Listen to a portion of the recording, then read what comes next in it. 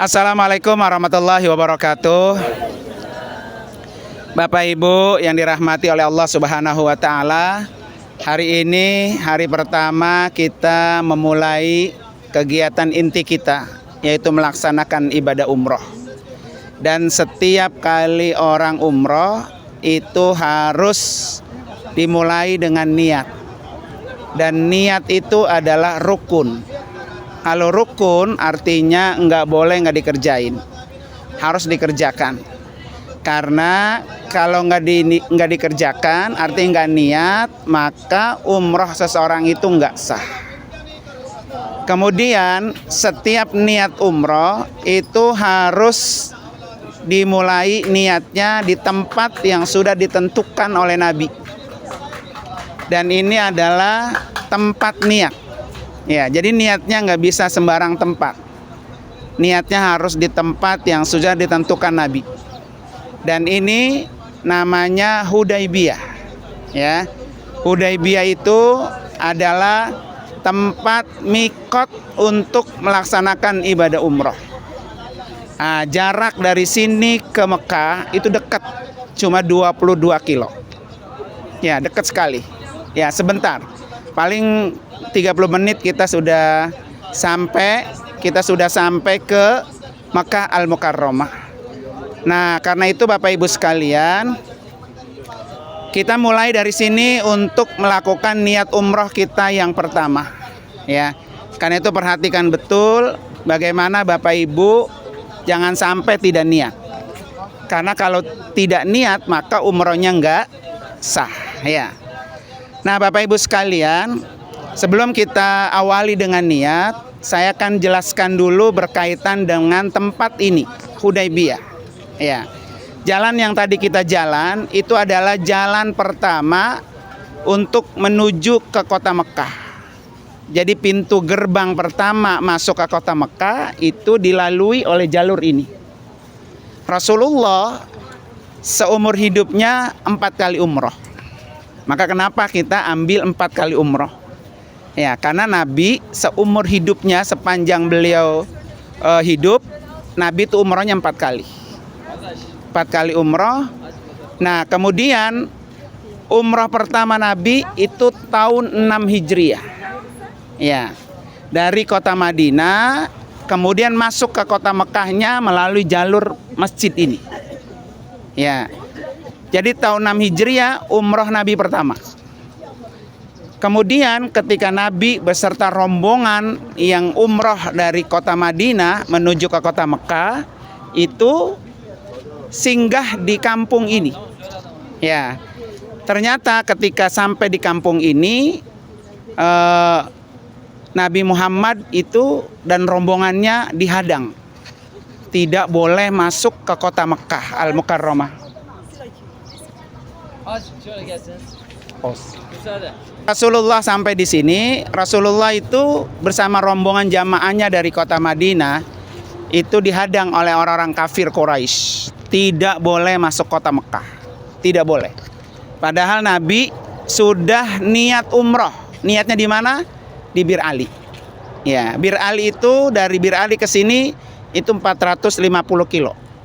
Jadi Nabi udah niat umroh dari Bir Ali, kemudian datang ke kota Mekahnya ke sini itu 450 kilo. Udah kondisi dalam berihram begini, pengen masuk ke kota Mekah, ternyata Nabi tidak boleh masuk kota Mekah oleh orang-orang kafir. Sehingga Nabi ditahan dengan berihram beberapa hari di sini. Ya, terus berihram, negosiasi bagaimana nih kita udah berihram nggak boleh masuk ke Mekah.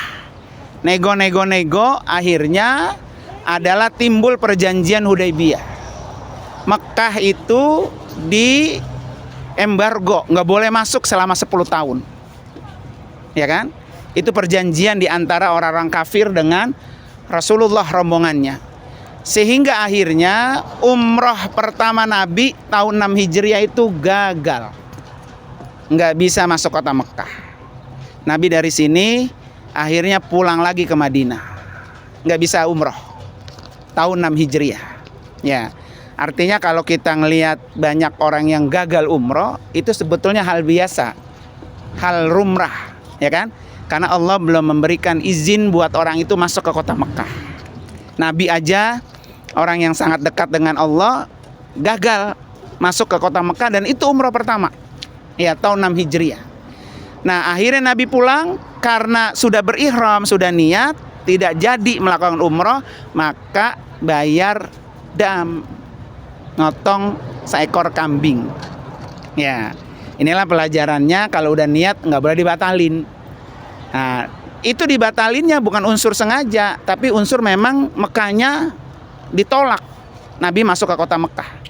Akhirnya tahun depan Nabi datang lagi ke sini untuk melakukan ibadah umroh.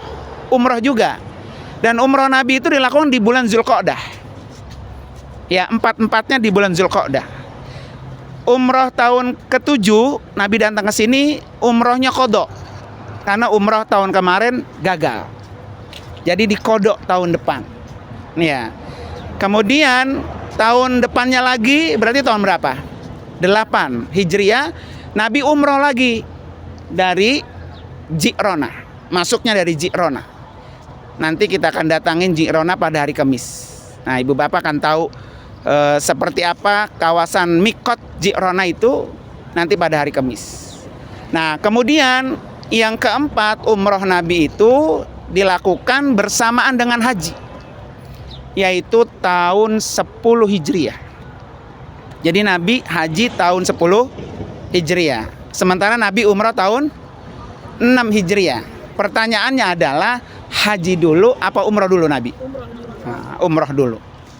Nah, artinya buat Bapak Ibu sekalian, kalau Bapak Ibu belum haji udah umroh, itu boleh. Karena Nabi melakukannya seperti itu. Nah, kalaupun memang haji dulu, rezekinya haji, baru umroh, boleh. Jadi umroh keempat Nabi itu dibarengi dengan apa? Hajinya. Ya. Bersama haji Nabi di tahun 10 Hijriah. Nah, haji itu kan di bulan Zulqa'dah masuknya. Kemudian hajinya di bulan Zulhijjah. Bulan Muharram Nabi pulang haji. Ya, Muharram, terus Safar, Rabiul Awal Nabi mati, tutup mata. Jadi pulang haji Nabi udah wafat. Maka wafatnya Nabi itu sama dengan hari kelahirannya. 12 Rabiul Awal lahirnya, dan 12 Rabiul Awal juga apa? Wafatnya. Ya, makanya kita peringati ketika Maulid, ya sekaligus peringati juga apa? Kematiannya. Nah, Bapak Ibu sekalian, ini namanya mikot. Jadi kalau kemarin kita manasik, mikot itu apa? Mikot itu adalah tempat di mana dimulainya niat. Nah, setiap orang umroh harus mikot. Kalau dia nggak mikot, maka dia bayar dam. Ya, kalau dia nggak mampir ke tempat mikot, bayar dam.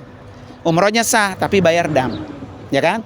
Nah, setiap tempat mikot Bapak Ibu itu harus ada di tanah halal, bukan tanah haram. Ini namanya tanah halal.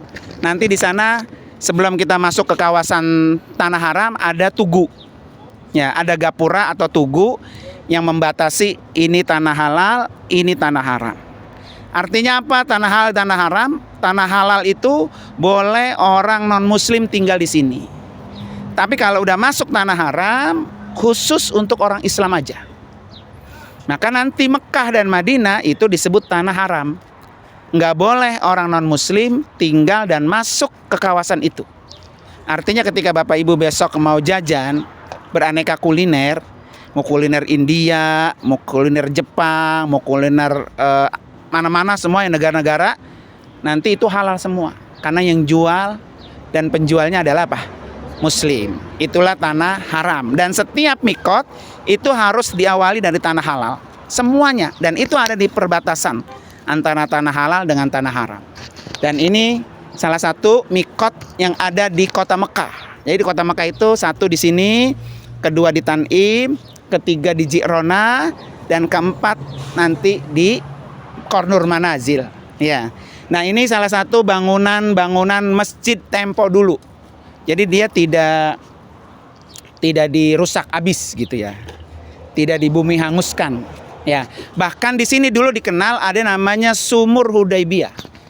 Nah, Sumur Hudaybiyah sekarang sudah ditutup, udah nggak boleh masuk. Kenapa itu terjadi? Karena dulu ketika Nabi tiba di sini kan ratusan orang bersama Nabi umroh. Dan Nabi tinggal sini bareng-bareng. Kekurangan air. Sehingga akhirnya ada mata air yang dicelupi tangan Nabi. Dan air itu nggak habis-habis diminum oleh orang yang ikut bersama Rasulullah. Nah, salah satu mujizat Rasulullah di sini ada waktu itu Nabi mencelupkan air ke dalam sumur yang ada di sini. Ya. Nah, karena itu Bapak Ibu sekalian, mari sama-sama luruskan niatnya dan kita niat. Saya coba dulu ya. Niat umroh kita yang pertama. Karena niat itu apa? Rukun. Kalau nggak niat maka umrohnya nggak sah. Nah, ikutin ya. Bismillahirrahmanirrahim. Nawaitu al-umrata wa ahramtu biha lillahi ta'ala.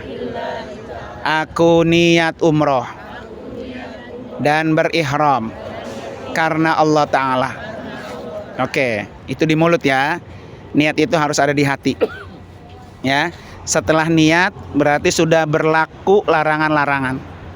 Nggak boleh buka aurat, nih rambut dipelipis-pelipis, jangan apa ada yang kelihatan. Nggak boleh buka kaos kaki, ya. Pokoknya rapat seperti ini. Bapak-bapak nggak boleh pakaian berjahit. Udah diperiksa semua? Udah dicopotin? Nah, udah. Nggak boleh pakai minyak wangi-wangian ya. Sekarang kita mulai niat di dalam hati. Ya. Ayo ikutin. Bismillahirrahmanirrahim. Dalam hati. Ya, dalam hati. Ayo. Bismillahirrahmanirrahim. Dalam hati, Mak. Ya. Bismillahirrahmanirrahim. Nawaitu al-umrata wa ahramtu biha lillahi ta'ala. Aku niat umroh dan berihram karena Allah Ta'ala. Ya, labbaik Allahumma labbaik. Labbaik la syarika laka labbaik. Innal hamda wan ni'mata laka wal mul la syarika lak. Allahumma salli ala Sayyidina Muhammadin wa ala ali Sayyidina Muhammad.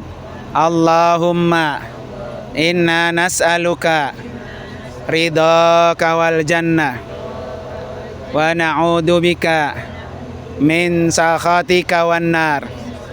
Rabbana atina fid dunya hasanah wa fil akhirati hasanah wa qina adzabannar wa adkhilna al jannata ma'al abrar ya aziz ya ghaffar ya rabbal alamin. Nah, udah ya, berlaku larang-larangannya, jangan sampai dilanggar. Ya, dipelihara, jangan sampai ada yang dilakukan yang dilarang, biar umrah kita mabrur. Ya, nanti boleh dilakukan kalau udah tahallul. Ya, oke, baik Bapak Ibu sekalian, terima kasih. Wassalamualaikum warahmatullahi wabarakatuh. Dah.